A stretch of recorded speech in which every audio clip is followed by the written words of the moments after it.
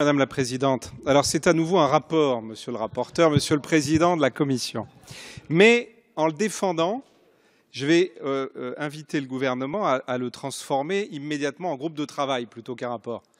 Parce que c'est un sujet que j'ai eu l'occasion d'évoquer déjà dans cet hémicycle. Il sera d'ailleurs évoqué par ma collègue Delphine Batho tout à l'heure. Je suis très heureux de voir que c'est un sujet qui aujourd'hui est en train de faire débat dans la société française. Et c'est un sujet qui est absolument essentiel quand on veut bâtir une république numérique.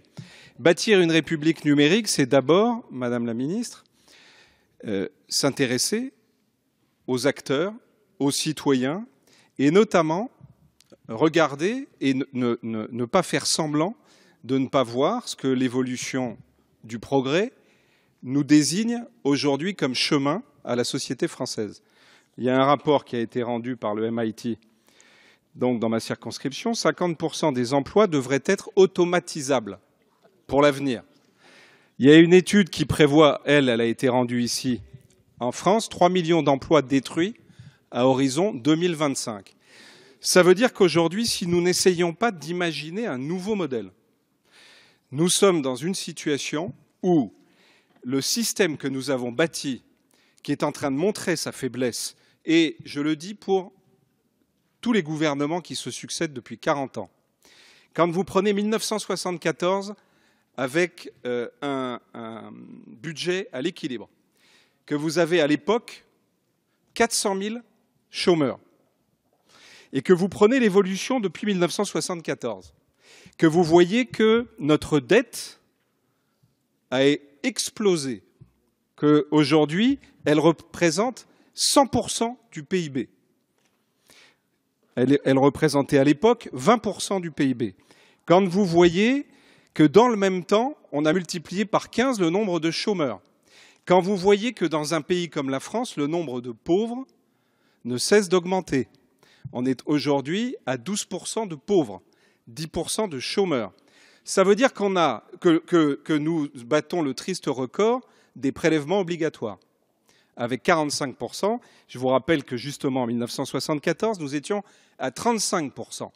Ça veut dire qu'aujourd'hui, on dépense de plus en plus d'argent public pour essayer de protéger contre la pauvreté et contre le chômage, et que le résultat est exactement l'inverse. De plus en plus d'argent dépensé, de plus en plus d'impôts, de plus en plus de dettes, de plus en plus d'administration pour le gérer et de moins en moins d'efficacité. Donc nous devons nous mettre autour de la table pour imaginer ce nouveau modèle. Ce nouveau modèle, c'est un tournant qui n'a pas été suivi par notre pays dans les années 70-80, qui d'ailleurs a été défendu, et c'est sa force, comme c'est sa force aujourd'hui, par des personnalités extrêmement différentes, de Milton Friedman, grand libéral, conseiller de Reagan, à Lionel Stoléru ou Foucault en France. Et ce modèle, nous devons aujourd'hui nous mettre autour de la table. Donc ça n'est pas un rapport, et je termine, Madame la Présidente, que je vous demande, c'est un rapport dans cet amendement.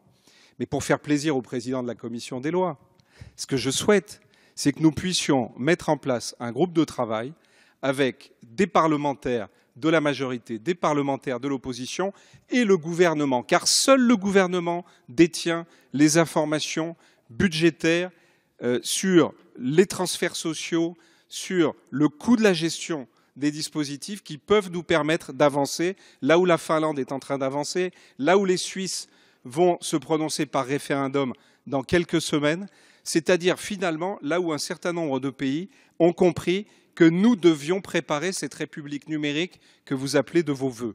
Cet amendement, il est essentiel pour compléter la stratégie que vous nous annoncez être celle d'une république numérique. On ne doit pas simplement structurer les administrations, structurer les rapports entre les citoyens et les administrations.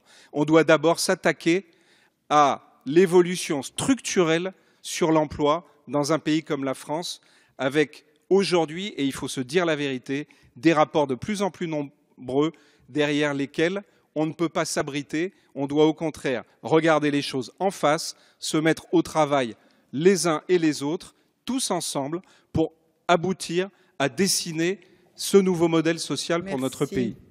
Madame Batho, vous avez un amendement identique, s'il vous plaît, qui est le 552. Oui, en fait, j'allais dire l'amendement d'origine. Cet amendement est le même que celui que j'avais déposé en commission des lois. Et je me réjouis que d'autres collègues d'autres groupes l'aient repris au mot près, notamment Frédéric Lefebvre, qui avait déposé un amendement sur la même idée, mais dans une rédaction très différente, lors du débat sur le projet de loi de finances.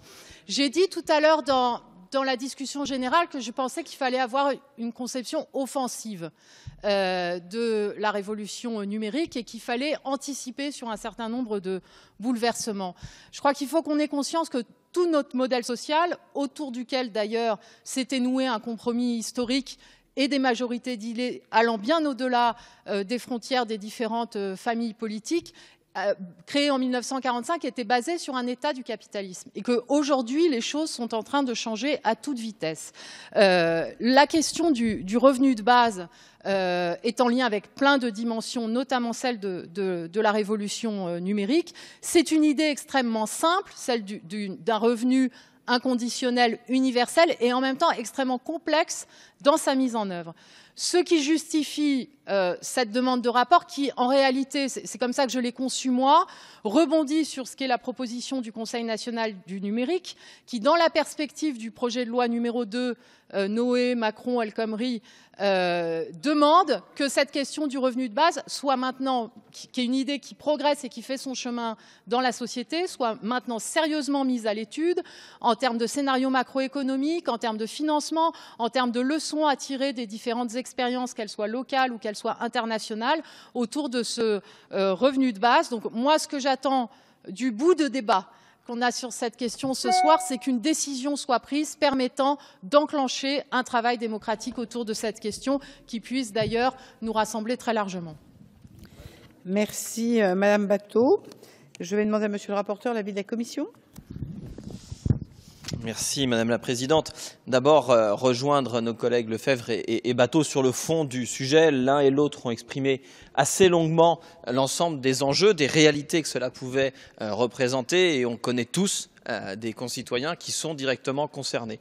La porte d'entrée qui pourrait être celle de l'ubérisation, qui connecterait avec nos textes, et peut-être pas la plus légitime, parce que à bien des égards, travailler sur un revenu de base est un sujet très général qui dépasse certainement l'objet de notre texte autour de la République numérique. Pour autant, je ne reviendrai pas sur la discussion que nous venons d'avoir sur l'opportunité des rapports, mais plutôt sur le fond, et vous donner peut-être des éléments. Je pense notamment à notre collègue Christophe Sirugue, qui travaille déjà depuis longtemps sur la question de l'efficacité, de la lisibilité de certaines dispositions, notamment autour de celles relatives aux minima sociaux.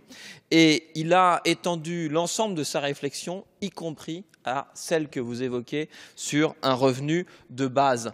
Donc je pense qu'y compris sur les moyens qui sont les nôtres, sur le travail qui est enclenché par notre collègue Sirugue, la manière dont on peut se saisir autour de lui et avec lui de ce sujet d'importance, et je crois comprendre que tous les bancs, et je vois y compris en haut des hochements qui me le confirment, que ce sujet qui peut nous animer tous puisse trouver, je n'en doute pas, autour des travaux de Christophe Sirugue, un outil efficace déjà en place, un rapporteur dont tout le monde connaît la qualité. Donc je vous proposerai le retrait et je vous proposerai de reprendre contact rapidement avec Christophe Sirugue.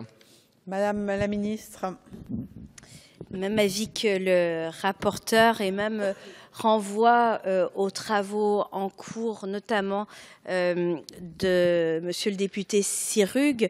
Je souligne néanmoins que le diagnostic que vous faites sur les mutations sur l'emploi et le travail du fait de l'avènement du numérique sont très réels, avec une obligation de plus grande mobilité, de formation continue tout au long de la vie professionnelle, avec aussi une exigence de pouvoir rebondir plus rapidement et d'avoir des phases qui permettent d'être couverts socialement. Mais finalement, ce débat, c'est le même que celui qu'ont eu les économistes dans les années 70 autour de l'allocation universelle.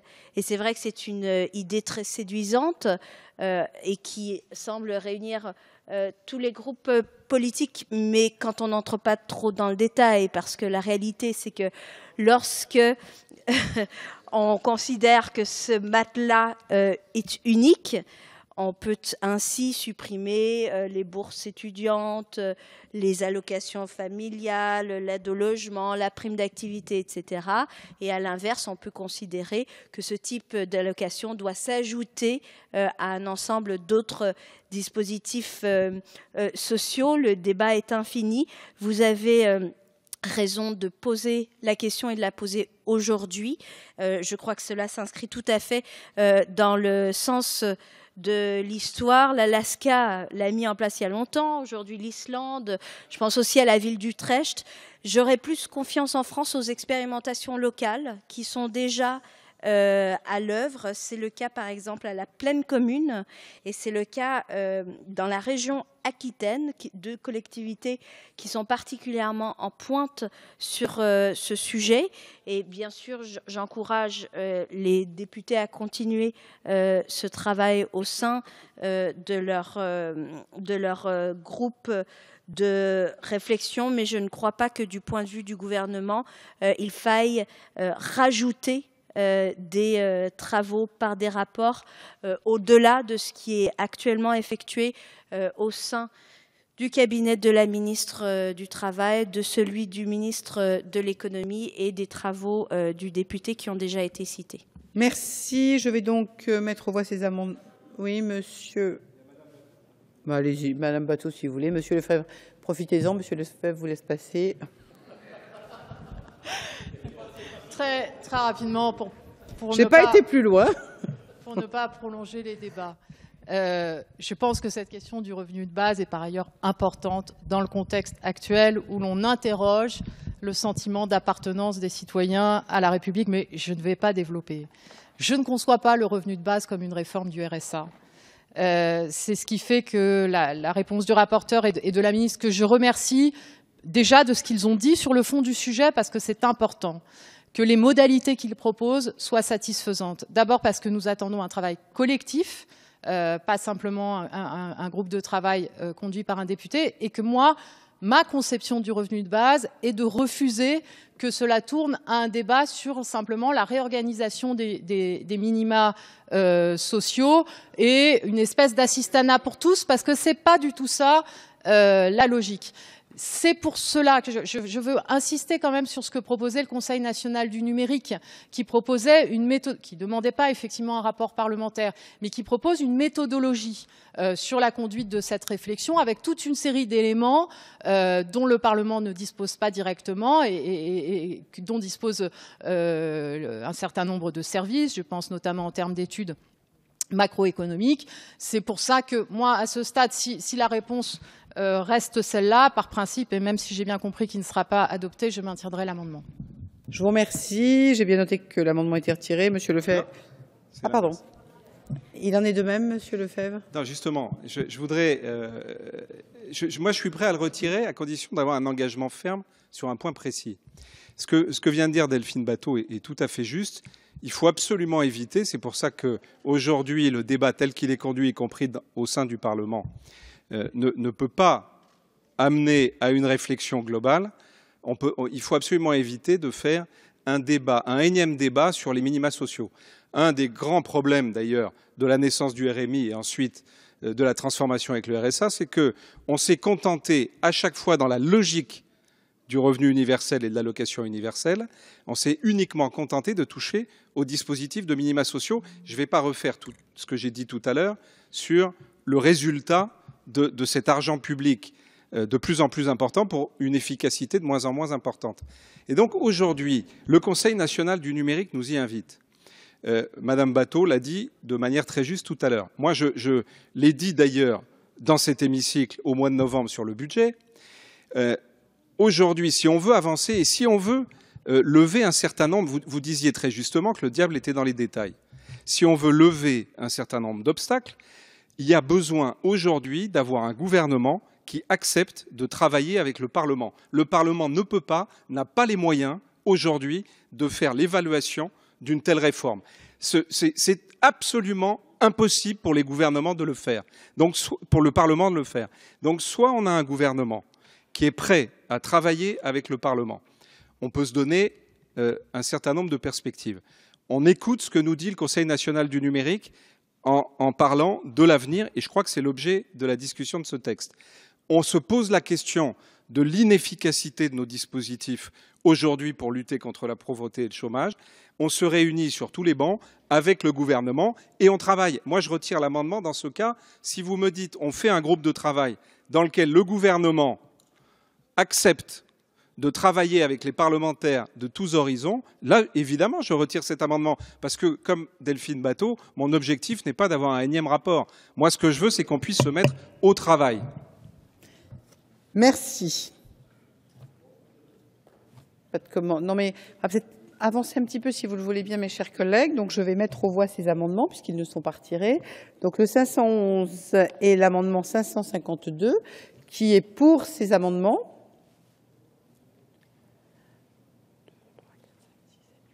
Qui est contre.